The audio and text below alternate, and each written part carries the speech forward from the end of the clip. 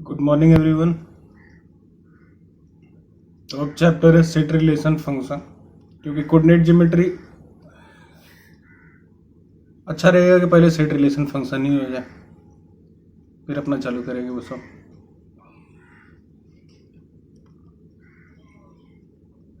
तो सेट में पहला चीज है कि सेट किसको बोलते हैं। तो सेट का मतलब है कि well defined collection of objects होना चाहिए।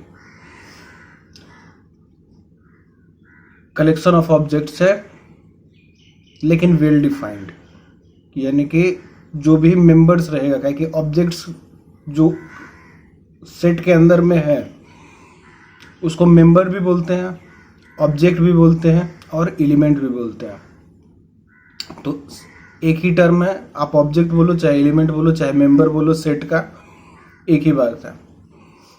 लेकिन जो भी मेंबर है, जो भी एलिमेंट है, जो भी ऑब्जेक्ट है, वो सारा वेल डिफाइंड है। यानी कि कोई एक ऑब्जेक्ट बोलने पे आप दूसरा ऑब्जेक्ट नहीं समझ सकते हो कि हम इसका बात करेंगे तो आप समझ रहे हो कि नहीं उसका बात कर रहे हैं क्या। नहीं, ऐसा नहीं, ठीक है, वेल डिफाइंड है। जो रिप्रेजेंटेशन ऑफ सेट का है ये कितना तरीके से दिखा सकते हैं, तो दो तरीका है। एक तो रोस्टर फॉर्म से दिखाओ, नहीं तो सेट बिल्डर फॉर्म से दिखाओ। तो रोस्टर या टेबुलर फॉर्म में क्या है कि आपको सारा जितना भी एलिमेंट है उस सबको आप लिख दीजिएगा, जितना भी एलिमेंट है सबको आप लिख दीजिएगा। सेट बिल्डर फॉर्म में जो कैरेक्टरिस्टिक है सारे के सारे एलिमेंट का एक पार्टिकुलर कैरेक्टरिस्टिक रहेगा जो कि सारे एलिमेंट को फॉलो करना है। तो इस टाइप का जो रिप्रेजेंटेशन रहता है उसको बोलते हैं सेट बिल्डर मेथड। और अगर सारे को आप लिस्ट कर दिए कि जितना भी मेंबर है उस सबको आप लिस्ट कर दिए तो उसको बोलते हैं रोस्टर फॉर्म, ठीक है। तो रोस्टर फॉर्म में क्या है, सारे एलिमेंट को लिस्ट कर दिया जाता है, सेपरेटेड रहता है बस कॉमा से, कि जितना भी एलिमेंट है उसको आप कॉमा से सेपरेट किए हुए हैं।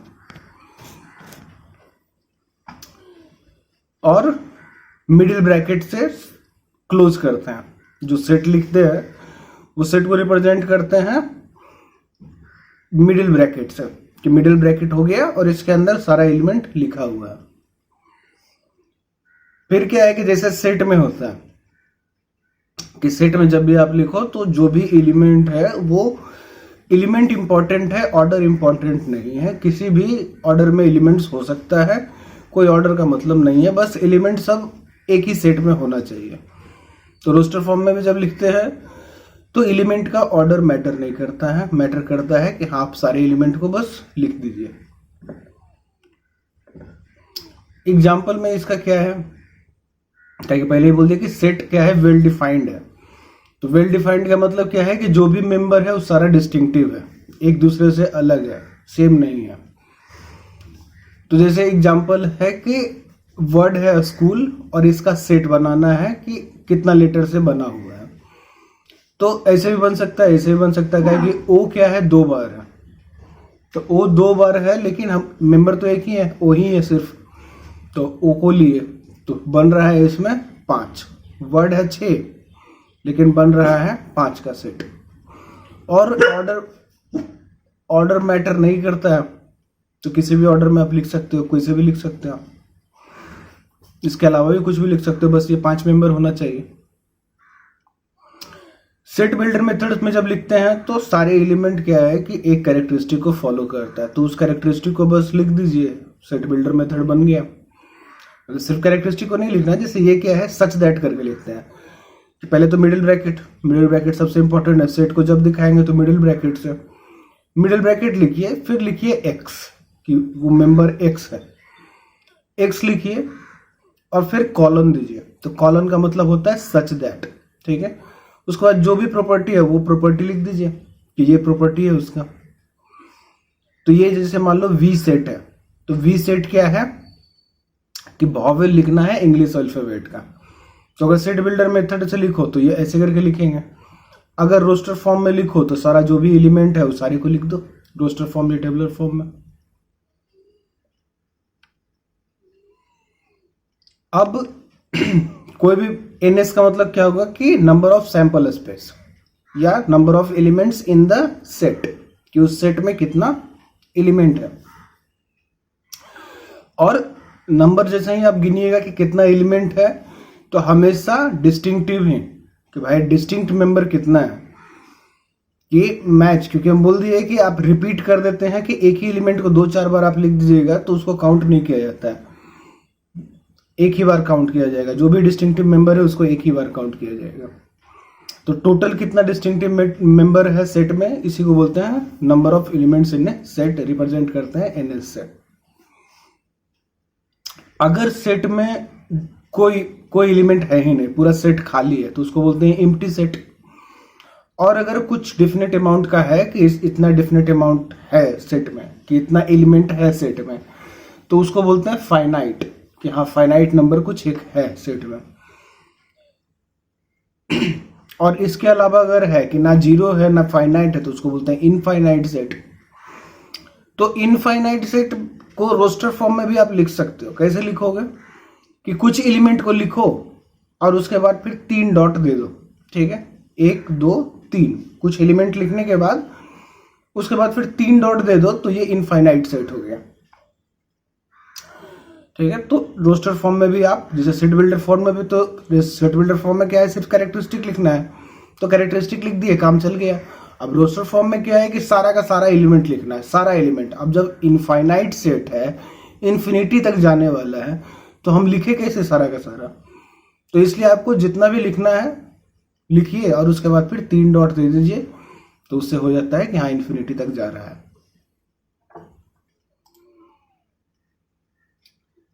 अब है इक्वल सेट। तो क्या है, मान लो 2 सेट है, तो सेट को हमेशा रिप्रेजेंट कैसे करते हैं, कैपिटल से, कैपिटल लेटर, स्मॉल लेटर से आप रिप्रेजेंट नहीं कर सकते हो। एलिमेंट जो रहेगा वो स्मॉल लेटर में रहेगा, लेकिन सेट जब भी रहता है तो कैपिटल लेटर से रिप्रेजेंट करते हो। तो मान लो 2 सेट है ए और बी, तो ए और बी को इक्वल सेट आप तभी बोलोगे जब दोनों के पास एकदम समान एलिमेंट है। जो एलिमेंट ए में है वही एलिमेंट अगर बी में रहे, तब इसको बोलते हैं ए इज इक्वल टू बी। अगर सारा एलिमेंट सेम नहीं है, एक भी इधर उधर है, तो फिर इक्वल सेट नहीं है, उसको बोलेंगे अनइक्वल सेट, ठीक है। फिर है प्रॉपर सेट और सुपर सेट। तो मान लो फिर से 2 सेट है ए और बी, तो ये है रिप्रेजेंटेशन प्रॉपर सेट का कि A is a proper set of B, ठीक है। और ए बी के बराबर नहीं है, ठीक है, ए बी के बराबर नहीं है। तो यानी कि ए में जो भी एलिमेंट है वो बी में है, ठीक है, इसलिए बी को बोलते हैं सुपर सेट ऑफ ए, ठीक है। फिर है पावर सेट, कि आप कोई भी सेट लिखे, जैसे ये सेट है, तो इस सेट से कितना सेट बना सकते हैं हम, इस एक सेट से कितना सारा सेट बना दे सकते हैं हम। तो 4 टाइप का सबसेट बन सकता है एक सेट से, जैसे इस सेट से, इस सेट से 4 सबसेट बन सकता है। पहला सबसेट है फाई यानी कि एम्प्टी सेट, यानी कि कोई एलिमेंट को हम लिए ही नहीं।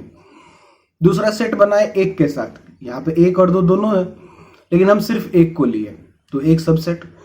फिर सिर्फ 2 को लिए तो दूसरा सबसेट, फिर दोनों को ले लिए तो फिर चौथा सबसेट, ठीक है। और ये चारों सबसेट जो है वो उसको बोलते हैं पावर सेट ऑफ जो सेट है आपका। तो अगर कोई भी सेट है और उसमें नंबर ऑफ एलिमेंट्स अगर m है, तो number of elements in the power set जो रहेगा, यानी कि जितना पावर सेट बनेगा, कि कितना पावर सेट बन सकता है, जैसे यहाँ पे 2 एलिमेंट था तो 4 पावर सेट बना, तो इस टाइप से अगर m एलिमेंट्स है सेट में, तो नंबर ऑफ पावर सेट बनेगा 2 के पावर m। फिर से वही एम्प्टी सेट, तो एम्प्टी सेट को नल सेट भी बोलते हैं, ठीक है, डिनोट करते हैं फाई से। तो एम्प्टी सेट में कोई भी एलिमेंट होता नहीं है, इसलिए n phi is equal to 0। फिर सबसेट, फिर से वही कहानी कि सबसेट किसको बोलते हैं, सुपर सेट, प्रॉपर सेट, ये सब जानिए क्या। तो सबसेट का मतलब क्या है कि A is a subset of B, ठीक है। यहां पे इक्वल टू का भी साइन लगा हुआ है, पिछला वाला में इक्वल टू का साइन नहीं था, ठीक है। पिछला वाला प्रॉपर सेट था और सुपर सेट था, यानी कि प्रॉपर सेट का मतलब A हमेशा B से छोटा था। यहां पे A बराबर भी हो सकता है B का, ठीक है। सबसेट है, बराबर भी हो सकता है। जैसे अभी पावर सेट बना तो 1 2 था, उसी का सबसेट है, लेकिन सेम था, सेम टू सेम जो सेट था वही ये भी था, तो बराबर भी हो सकता है सबसेट सेट के, ठीक है। तो अगर इस टाइप से आप लिखते हो तो इसका मतलब है आप बोल रहे हो कि A is a subset of B, यानी जो कुछ भी ए में है वो बी में है। तो हर एक सेट क्या है, सबसेट ऑफ इट्स ओन है। तो देख लिए कि 1 2 का सबसेट 1 2 ही है, तो कोई भी सेट का अपना सबसेट होता है। फिर है कि जो नल सेट है जिसको वाइड सेट बोलते हैं, ठीक है, एम्प्टी सेट जिसमें कोई एलिमेंट नहीं है, तो वो सबसेट का पार्ट है। कि अगर कुछ नहीं तो फिर सब कुछ के पास है, सबके पास कुछ नहीं तो सबके पास है, ठीक है। अब क्या है कि अगर एक भी एलिमेंट ए का, ठीक है, इफ बी का, कि एक भी एलिमेंट बी का ए का पार्ट में नहीं है, तो फिर ए क्या है, प्रॉपर सबसेट ऑफ बी है, और ए को ऐसे करके दिखाते हैं, यानी कि बी अगर ए से बड़ा रहे, यानी ए में जितना भी एलिमेंट है वो बी में है, लेकिन बी में जितना एलिमेंट है वो ए में नहीं है, तो इसका मतलब ए प्रॉपर सबसेट है बी का, और बी को बोलते हैं सुपरसेट।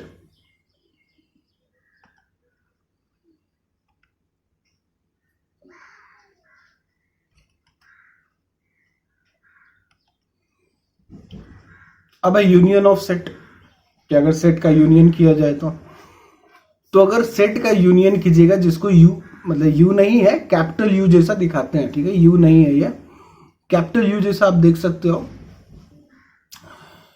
तो किसी भी दो सेट को आप जब मिलाइएगा, यूनियन कीजिएगा, तो एक नया सेट फॉर्म होगा, और उस नया सेट में सारा एलिमेंट रहेगा जो कि ए में भी था और बी में भी था, और डिस्टिंक्टिव ही रहना है, यानी कि ए और बी में अगर कोई रिपीटिशन आ गया तो रिपीटेड नहीं लिखना है, हमेशा जब भी लिखना है तो डिस्टिंक्टिव ही लिखना है, ठीक है। फिर है इंटरसेक्शन ऑफ सेट, तो इंटरसेक्शन ऑफ सेट यानी कि ए और बी को मिला के तीसरा सेट बन रहा है, और उस सेट में वही सब मेंबर है जो कि ए और बी में कॉमन है, ठीक है। अगर ए और बी के बीच में कुछ भी कॉमन नहीं रहा तो एम्प्टी सेट बनेगा, यानी कि कुछ भी कॉमन नहीं है, फाई है, ठीक है, फाई को बोलते हैं empty set, null set, void set. तो अगर ए और बी के बीच में कुछ भी कॉमन नहीं है तो फिर ए और बी को बोलते हैं डिसजॉइंट सेट, ठीक है, कि ज्वाइंट नहीं है, कुछ भी ज्वाइंट नहीं है। Difference of set A minus B, तो ए माइनस बी का मतलब हुआ कि अभी ए माइनस बी करने पे फिर से एक नया सेट मिलेगा, कि दो सेट का सब्सट्रैक्शन हुआ है तो एक तीसरा सेट मिला है। तो ये ए माइनस बी का मतलब हुआ कि जो तीसरा सेट है ए माइनस बी, उसमें वो सब एलिमेंट है जो कि ए में है, लेकिन वो सब एलिमेंट नहीं है जो कि बी में है, ठीक है। यानी कि जो सिर्फ ए में है वही एलिमेंट, यानी ए माइनस बी का मतलब एक्स ए में बिलोंग करता है लेकिन एक्स बी में बिलोंग नहीं करता है। यानी ए माइनस बी में जो एलिमेंट सब रहेगा वो ए का तो रहेगा लेकिन बी का नहीं। ए का कोई एलिमेंट अगर बी में भी है तो उसको नहीं लिखना है। फिर है कंप्लीमेंट्री ऑफ ए सेट, कि जैसे सिस्टम सराउंडिंग था वैसे ही सेट और कंप्लीमेंट्री सेट है, और दोनों को मिला दो तो जैसे सिस्टम और सराउंडिंग को मिलाओ तो यूनिवर्स बनता है, तो उसे सेट के साथ कंप्लीमेंट्री सेट मिलाओ तो यूनिवर्स बन जाएगा, ठीक। तो कंप्लीमेंट्री सेट का मतलब है कि यूनिवर्सल सेट का वो पार्ट जिसमें कि इस सेट का मेंबर नहीं है, ठीक है, यानी यू माइनस ए, ठीक है। डी मॉर्गन लॉ, तो डी मॉर्गन साइंटिस्ट है तो उनका लॉ है कि ए इंटरसेक्शन बी का जो कंप्लीमेंट्री है वो ए यूनियन बी, मतलब कि ए कंप्लीमेंट्री और बी कंप्लीमेंट्री का यूनियन है। यानी कि देखो यहाँ पे इंटरसेक्शन है और वो बन जा रहा है यूनियन में, और ये यूनियन बन जा रहा है इंटरसेक्शन में। क्यों? क्योंकि आप कंप्लीमेंट्री पूछ रहे हो, ठीक है। तो यही चीज है कि ए यूनियन बी का कंप्लीमेंट्री, ए कंप्लीमेंट्री यूनियन बी डैश है, इंटरसेक्शन है, सॉरी, ठीक है, इंटरसेक्शन है, यहाँ पे यूनियन है, तो इंटरसेक्शन बन जाता है यूनियन, और यूनियन बन जाता है इंटरसेक्शन, कि ए यूनियन बी का complementary is equal to A complementary intersection B complementary. फिर ये फॉर्मूला है। और वेन डायग्राम सबसे इंपॉर्टेंट है। वेन डायग्राम ही आप अगर सीख गए, और हम बता देंगे सारा का सारा बता देंगे। ये सेट रिलेशन फंक्शन भी फिर से एक वीडियो है, मतलब पूरा क्लियर ही कर देना है, कुछ छोड़ना नहीं है, ठीक है। तो वेन डायग्राम सबसे इंपॉर्टेंट है। सेट रिलेशन फंक्शन में डिफिनीशन, कंसेप्ट, ये सब इंपॉर्टेंट भी है, और वेन डायग्राम सबसे इंपॉर्टेंट है। तो फॉर्मूला है, तो वेन डायग्राम आप बनाओगे तो सट से दिख जाता है कि हाँ यही तो बात है। लेकिन मान लो कि नहीं है भाई, आप समझना नहीं चाहते हो, सिर्फ रटना चाहते हो, तो रटो और क्या, ठीक है। तो n A union B is equal to n A plus n B minus n A intersection B. फिर वही 3 का लगा दो, तो बी के जगह आपको बी यूनियन सी लिखना है, और फॉर्मूला सेम रहेगा। तो फॉर्मूला सेम रहेगा, सब कुछ लेके आइए, तो लास्ट में ये आएगा फॉर्मूला कि n A union B union C is equal to n A plus n B plus n C minus n B intersection C minus n A intersection B minus B intersection C plus A intersection B intersection C, ठीक है। तो ये अभी फिर से rule दिखेगा यहाँ पे, जो रूल अभी लगा है कि A union B A intersection B union C. तो ये क्या है, A intersection B union C का मतलब A intersection B union A intersection C, ठीक है।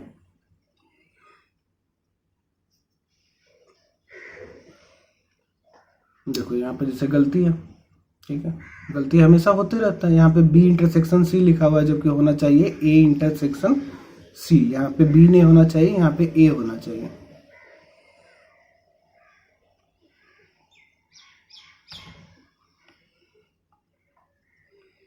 यूनिवर्सल सेट, ठीक है। तो अगर 2 कंप्लीमेंट्री सेट का यूनियन कीजिएगा तो आने वाला है यूनिवर्सल सेट, यानी कि ए यूनियन ए का complementary is equal to universal, यानी system plus surrounding is equal to universe. Intersection नहीं होता है कि ए इंटरसेक्शन कंप्लीमेंट्री के साथ कुछ नहीं होता है। फाई है, एम्प्टी सेट है, नल सेट है, वाइड सेट है, ठीक है। और रिप्रेजेंट करने का तरीका ये है कि ए के पावर सी में भी आप दिखाओ, ए के पावर बार लगा दो, चाहे ए के पावर डैश लगा दो, ये सब बोलते हैं कंप्लीमेंट्री सेट। अब है वेन डायग्राम। तो वेन डायग्राम में क्या है, यूनिवर्स को दिखाते हैं रेक्टेंगल से, और जो भी सेट रहता है उसको दिखाते हैं सर्किल से। तो अगर टच कर रहा है यानी इंटरसेक्टिंग सेट है, यानी कि कुछ कॉमन है, इंटरसेक्शन में आएगा कुछ एलिमेंट, जैसे ये सब कॉमन एलिमेंट है। अगर डिसजॉइंट सेट है यानी कि कुछ भी कॉमन नहीं है, ठीक है।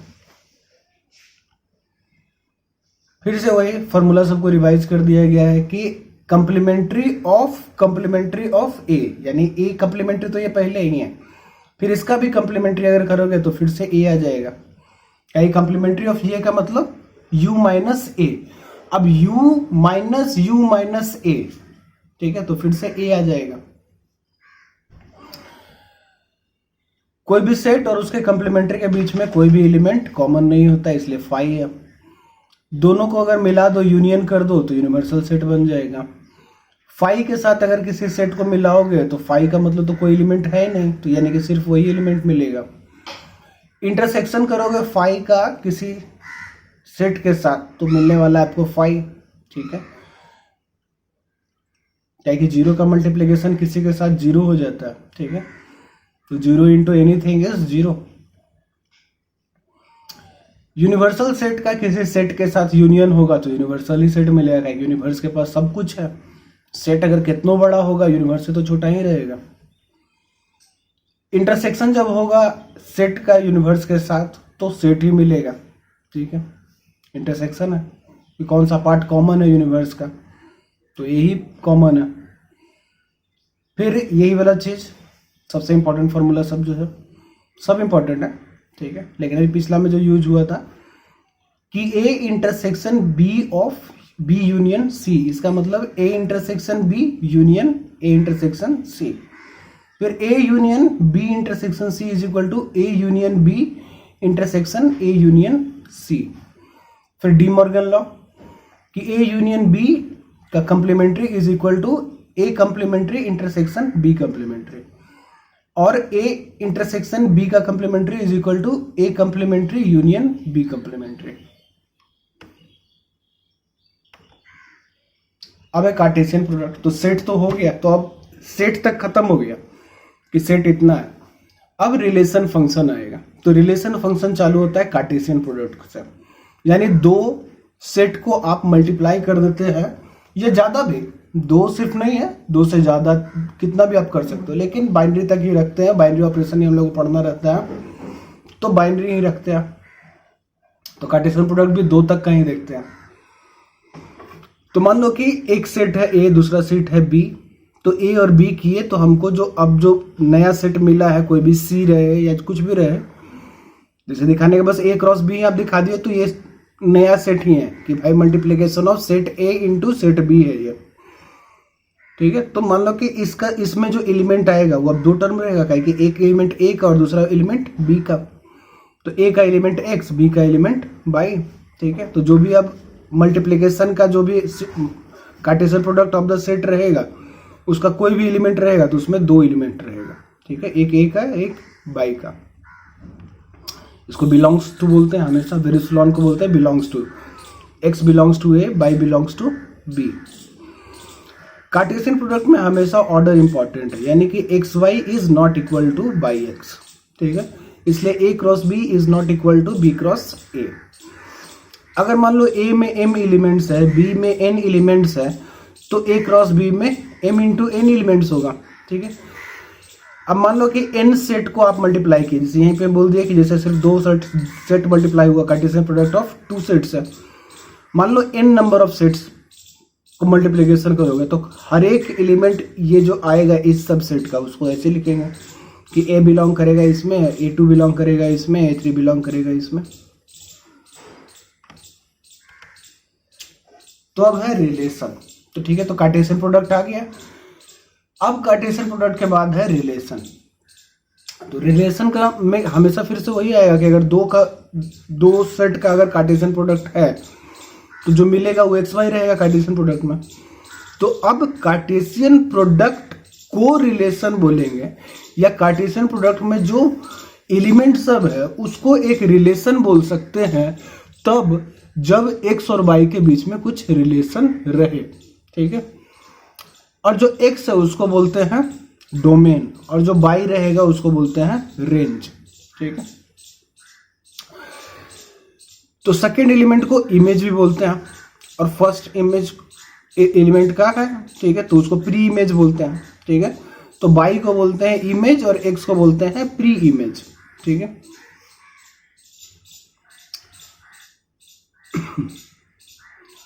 अब क्या है कि रिलेशन बन रहा है। कार्टेशियन प्रोडक्ट था, सबसे पहले कार्टेशियन प्रोडक्ट था, कार्टेशियन प्रोडक्ट से आया रिलेशन, और फिर रिलेशन से आएगा फंक्शन।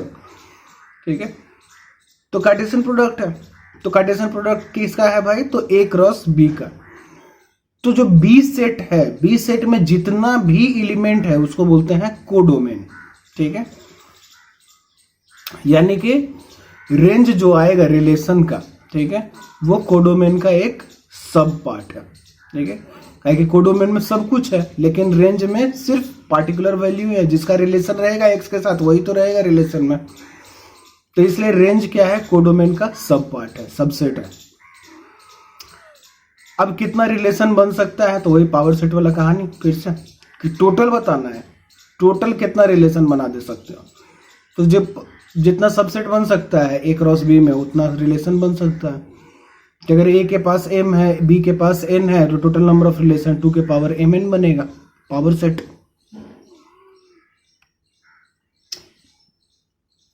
अब है टाइप्स ऑफ रिलेशन। तो टाइप्स ऑफ रिलेशन भी सेल्फ का ही पढ़ना है हम लोग को। ठीक है, कि ए का रिलेशन ए के साथ, यानी ए क्रॉस ए ही पढ़ना है। ठीक है, तो a relation in a set A is a subset of Cartesian product A cross A. तो ए रिलेशन आर, ठीक है, कि एक relation R in a set is called empty relation if no element of A is related to A. ठीक है, कि कोई भी एलिमेंट ए का ए से रिलेटेड नहीं है, यानी कि ए में जो भी एलिमेंट सब है वो ए के ही दूसरे एलिमेंट सब से रिलेशन नहीं है उसका, तो इसको बोलते हैं एम्प्टी रिलेशन। अगर हर एक एलिमेंट का हर एक दूसरे एलिमेंट के साथ अगर रिलेशन है तो इसको बोलते हैं यूनिवर्सल रिलेशन, ठीक है। और यूनिवर्सल रिलेशन और एम्प्टी रिलेशन ये दोनों को बोलते हैं ट्राइवियल रिलेशन, ठीक है। ये ट्राइवियल है, ये जो रिलेशन है वो ट्राइवियल है, ठीक है। एम्प्टी भी और यूनिवर्सल यही दो को बोलते हैं ट्राइवियल सॉल्यूशन, ठीक है। 0 और 1, 0 एम्प्टी सेट और 1 का मतलब यूनिवर्सल सेट, ठीक है, कि सबका सबके साथ रिलेशन है। जो भी एलिमेंट में ए में जितना भी एलिमेंट है सेट में, उस सारा एलिमेंट का अगर सबके साथ अपने साथ अगर रिलेशन है तो वो यूनिवर्सल सेट है, यूनिवर्सल रिलेशन है। और अगर हर एक एलिमेंट का है दूसरे एलिमेंट के साथ कोई रिलेशन नहीं है तो इसको बोलते हैं एम्प्टी सेट, ठीक है। 0 और 1 का कहानी टोटल एंट्रोपी और आइडियल कंडीशन।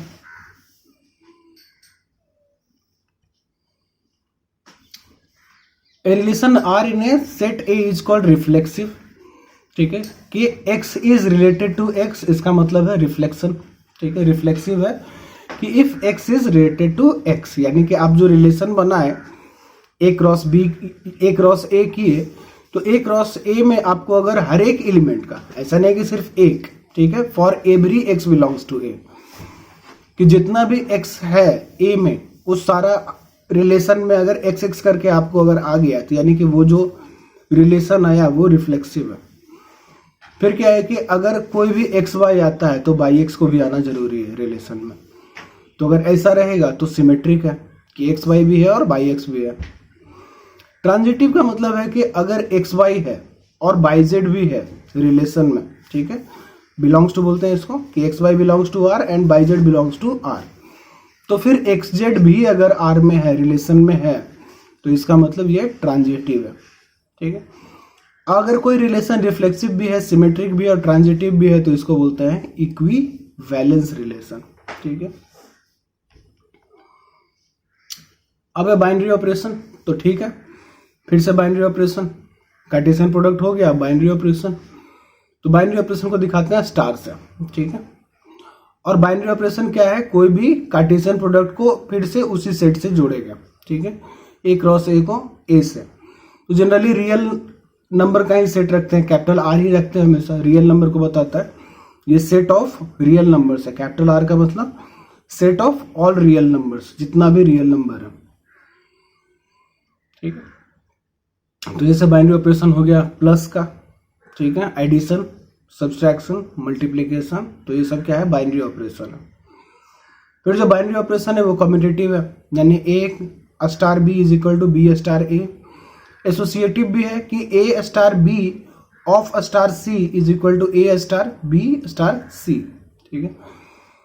कोई भी बाइनरी ऑपरेशन का आइडेंटिटी जो होता है उसको मान लो आई से दिखाए, यानी कि binary operation of a with I gives you a, ठीक है। अब है फंक्शन, तो फंक्शन को मैपिंग भी बोलते हैं, मैप या मैपिंग।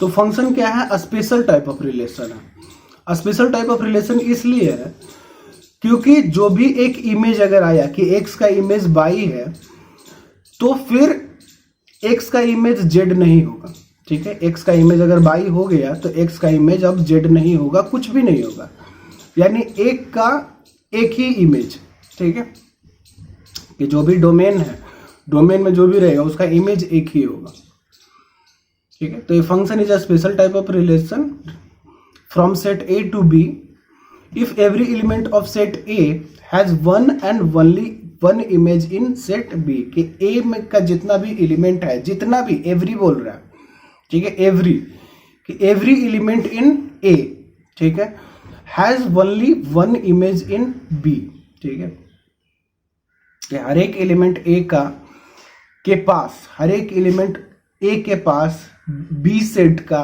इमेज अगर है, ठीक है, तो उसको बोलते हैं फंक्शन। लेकिन कोई भी ए का जितना भी एलिमेंट है उसका एक ही एलिमेंट का दो इमेज नहीं हो सकता, ठीक है, एक एलिमेंट का एक ही इमेज। फिर अलजेब्रा ऑफ फंक्शन, कि अगर f a plus f plus g into x है, यानी कि फंक्शन है एडिशन का, ये बाइनरी ऑपरेशन ही समझो, ठीक है। जब फंक्शन है तो ये फंक्शन है एफ प्लस जी, ये है एफ माइनस जी, ये है एफ मल्टीप्लीकेशन ऑफ जी, ये है एफ डिवाइडेड बाई जी। तो इस फंक्शन को आप करोगे तो भी यही वैल्यू आने वाला है कि f x plus g x, f x minus g x, f x into g x और f x by g x. सबसे बड़ा बात यहाँ पे ये है कि ये जो भी ऑपरेशन होता है, यानी कि इसका जो डोमेन है, ठीक है, जिस वैल्यू को कैच लेगा, जिसको ले सकता है, डोमेन का मतलब इनपुट, ठीक है।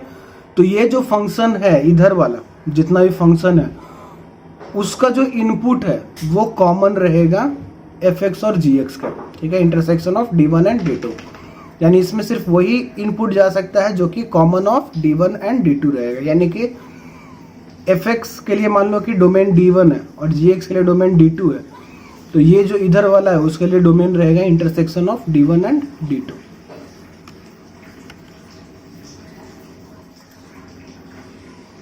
अब आइडेंटिकल फंक्शन के दो फंक्शन को आइडेंटिकल कब बोलेंगे?